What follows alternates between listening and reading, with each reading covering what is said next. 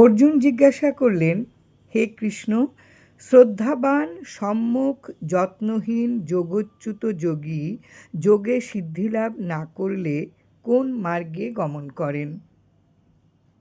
হে কৃষ্ণ, ব্রহ্মপ্রাপ্তির পথে কর্মমার্গ ও ধ্যানমার্গ হইতে বিভ্রষ্ট বিমূঢ় ও নিরাশ্রয় যোগী সংচ্ছিন্ন মেঘখণ্ডের ন্যায় কি বিনষ্ট হয়?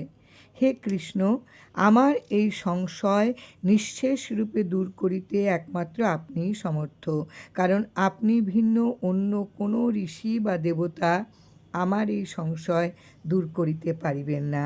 শ্রী ভগবান বলিলেন, হে পার্থ, বৈদিক কর্মত্যাগ করা সত্ত্বেও যোগভ্রষ্ট ব্যক্তি ইহলোকে পতিত ও নিন্দিত অথবা পরলোকে হীন জন্ম প্রাপ্ত হন না।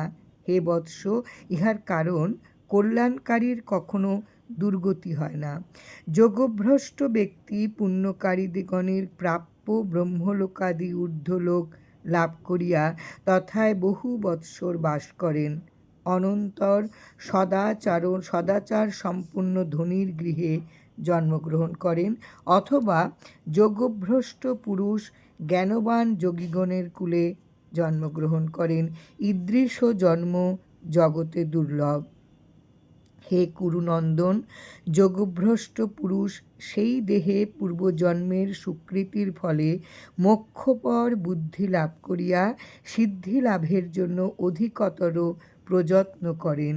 তিনি পূর্বজন্মের অভ্যাসবশে যেন অবশ হইয়াও যোগ ও সাধনে প্রবৃত্ত হন।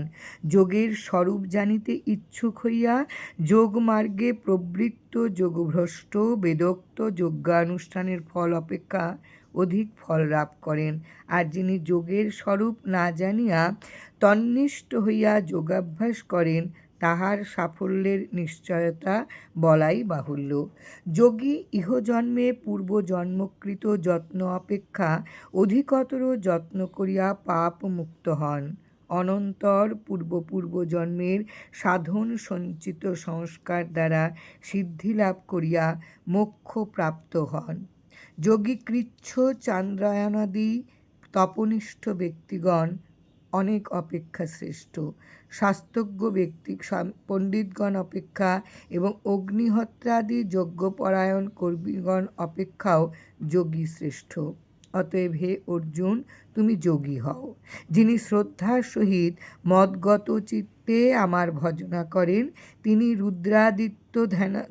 রুদ্রাদিত্যাদি ধ্যানপর সকল যোগীর মধ্যে উৎকৃষ্ট। ইহা আমার অভিমত। জয় রাম, জয়।